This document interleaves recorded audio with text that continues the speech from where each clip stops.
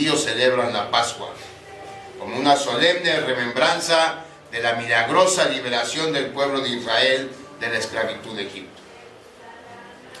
Para nosotros como cristianos, este episodio tan importante de la historia de la redención señala a nuestra propia liberación, no de una esclavitud material, no de una esclavitud humana, pero de la esclavitud más peligrosa de todas, porque compromete nuestra eternidad, la esclavitud del pecado.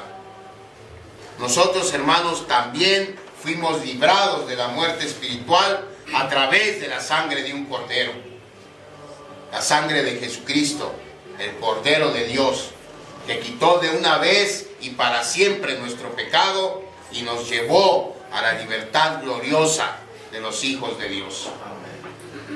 De esta manera, el más mínimo detalle de la Pascua señala hacia Jesucristo, hacia su persona y su obra redentora en la cruz del Calvario. Cada detalle de la Pascua se relaciona con nuestra Pascua espiritual. Y si no lo tenemos claro, fíjese, vamos a ver varias similitudes que hay entre el Cordero Pascual y el Cordero final, entre la Pascua israelí y nuestra Pascua espiritual. La primera es la más obvia.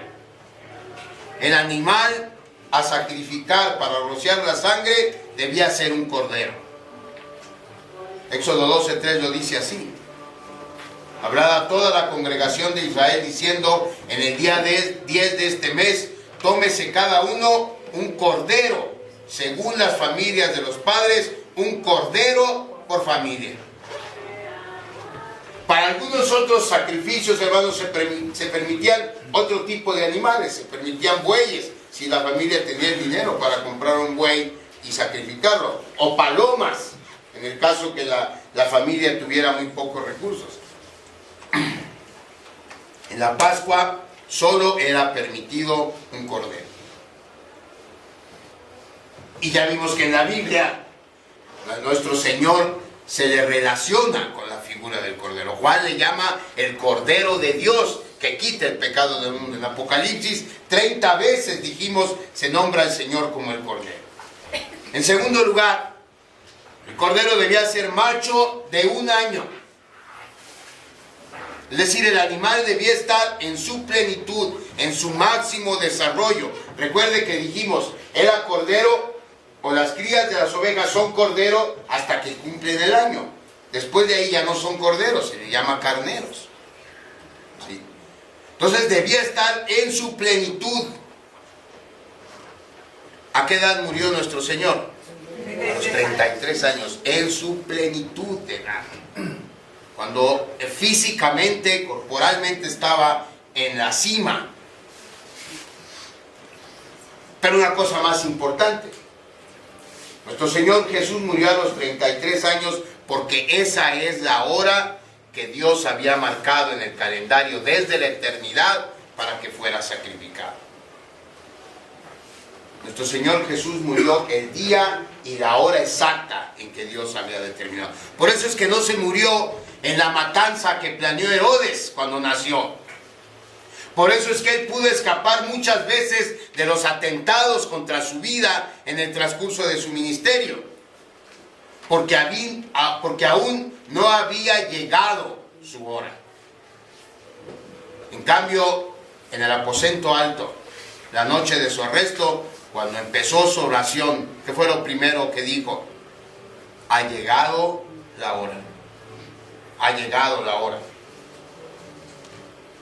Jesús murió pues en la edad exacta que debía tener. ¿Qué más dice Éxodo 12:5? Déjenme leer, Éxodo 12:5. El animal será, ¿sin qué dice? Sin defecto. Eso es lo más importante. El cordero no debía tener úlceras, no debía tener huesos quebrados, no debía tener manchas, no debía tener ninguna enfermedad de ninguna clase. Si los israelitas iban a ofrecer algo a cambio de lo más importante que tenían, que eran sus propias personas, debían de ofrecer también lo mejor que tuvieran. Y en el caso de nuestro Salvador, es lo mismo. No solo no carecía de cualquier defecto físico, Él no tenía ningún defecto físico, pero era moralmente perfecto, hermanos. Para poder morir por nuestros pecados, para poder morir en nuestro lugar, primero debió vivir la vida que ni usted ni yo podemos vivir. Una vida de total obediencia a Dios. No nos vamos a cansar de decir esto, hermanos. Nuestro Señor Jesucristo no solo murió por nosotros. Muchas veces decimos eso. Cometemos ese error de decir: el Señor Jesucristo murió por nosotros. Si se hubiera tratado solo de morir por nosotros, llega el jueves en la noche, lo crucifican el viernes y ya está. El Señor Jesucristo vivió por nosotros. Una vida de perfecta obediencia a Dios. Para entonces sí estar capacitado y ser nuestro sustituto a la hora del sacrificio. Esas son las similitudes en cuanto a la persona de Jesucristo y al Cordero Pascual. En cuanto a los eventos de ese día, el Cordero debía ser sacrificado de acuerdo a Éxodo 12:6, entre las 2 tardes, así dice la Biblia. Éxodo 12:6 dice: y lo guardaréis hasta el día 14 de este mes, y lo inmolará toda la congregación del pueblo de Israel entre las 2 tardes. Esta frase para los judíos significa entre la hora 9 y la hora 11 del día, es decir, que en nuestro horario estamos hablando de entre las 3 y las 5 de la tarde. A esa hora debía sacrificarse el Cordero Pascual. Nuestro Señor Jesucristo también murió entre las 2 tardes. ¿Recuerdan cómo Mateo dice que hubo tinieblas en la tierra desde la hora 6 hasta la hora 9? Es decir, desde las 12 del día hasta las 3 de la tarde. Y poco tiempo después, nuestro Señor Jesucristo pronunció sus 2 últimas frases desde la cruz. De manera que Él también fue sacrificado entre las 2 tardes. El Cordero debía ser sacrificado por toda la congregación del pueblo de Israel. Ninguno por los que el Cordero de Pascua israelí fue ofrecido falleció esa noche. Ninguno. De igual manera, Jesucristo murió por todos sus elegidos, por todo su pueblo. Y no nos vamos a meter ahorita en Honduras de la expiación limitada. Eso lo estamos viendo y lo vamos a ver cuando lleguemos ahí hablando de la predestinación. Pero debemos decir que el sacrificio del Señor Jesús aseguró la salvación de todos sus elegidos. De esta manera, hermanos, podemos y debemos tener la tranquilidad, la seguridad de que como hijos de Dios, elegidos por Él, salvados por Cristo, todo lo que pasa en nuestras vidas, hermanos. Y cuando digo todo, es todo, lo bueno y lo malo, lo que nos da alegría y lo que nos causa tristeza. Todo lo que Dios permita en su vida y en la mía es con el propósito final de asegurar nuestra salvación. En esa seguridad debemos descansar, hermanos. Jesús nos salvó, hizo segura nuestra salvación. Él nos vino a ver si nos podía salvar. Pero no solamente eso, sino que Dios, al aplicar a través de la fe ese sacrificio a nuestras vidas, Él tiene un plan para cada uno de nosotros, un plan cuyo objetivo final, repito, es asegurar esa salvación que Jesucristo logró para nosotros. ¿Qué más? La sangre debía ser puesta entre los postes y en el dintel de la puerta. Éxodo 12:7 así lo dice. Y tomarán de la sangre y la pondrán en los 2 postes y en el dintel de las casas en que lo han de comer. Quiere decir que si el cordero hubiera sido sacrificado, se le hubiera drenado la sangre, pero no se ponía la sangre en la puerta, el sacrificio del cordero era inútil, no servía. Había que aplicar la sangre en los postes y en el dintel de cada hogar judío para que Dios pasara por alto esa casa a la hora de la masacre. De igual manera, el sacrificio histórico de Jesucristo no nos sirve si no creemos que esa muerte, aunque fue injusta, no fue una muerte sin sentido. Si no creemos que Jesús no fue solamente un mártir más. Jesucristo murió para pagar el precio de su pecado y de mi pecado.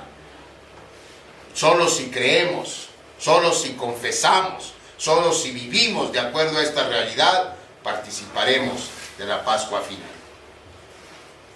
Por último, todo el pueblo debía comer del cordero. A partir del versículo 8 leemos así: y aquella noche comerán la carne asada al fuego y panes sin levadura, con hierbas amargas lo comerán.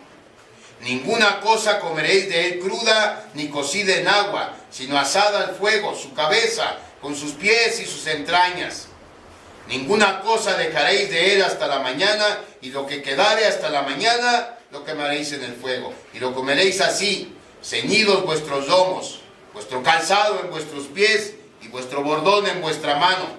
Y lo comeréis apresuradamente. Es la Pascua de Jehová. Hermanos, esto quiere decir que el cordero no era para contemplarlo. Si no lo iban a matar, iban a rociar su sangre y se le iban a quedar bien. El cordero era para comérselo, y para comérselo todo. Matthew Henry, uno de los comentaristas bíblicos más importantes, interpreta de la siguiente manera este pasaje de la Escritura. Déjenme leérselo textualmente, porque me parece que Matthew Henry capta exactamente la enseñanza que debe quedarnos grabado en cuanto a cómo aplicar el sacrificio de Jesucristo en nuestras vidas. Dice él: por fe tenemos que apropiarnos de Cristo y recibir fuerza y alimento espiritual de Él como de nuestra comida. El cordero era para ser comido todo. Los que por fe se alimentan de Cristo deben hacerlo de un Cristo total. Deben tomar a Cristo y su yugo. Deben tomar a Cristo y su cruz. Y asimismo a Cristo y su corona. Tenía que ser comido de una sola vez, de inmediato, sin dejar nada para la mañana. Hoy se ofrece a Cristo y debe ser recibido en tanto se dice hoy, antes que durmamos el sueño de la muerte. Tenía que ser comido con hierbas amargas, recordando la amargura de la esclavitud en Egipto. Fíjese bien esto, hermano. Nosotros debemos alimentarnos de Cristo con dolor y con el corazón quebrantado cuando recordamos el pecado. Y luego esto a mí se me hace tremendo. Cristo será dulce para nosotros si el pecado nos es amargo. Es una realidad. Si a nosotros no nos duele nuestro pecado, si para nosotros estamos bien, ¿cómo vamos a sentir la necesidad de un Salvador? Si nosotros creemos que somos lo suficientemente buenos como para que Dios nos acepte y nos deje entrar a su cielo, ¿cuándo vamos a sentir la necesidad de un Salvador?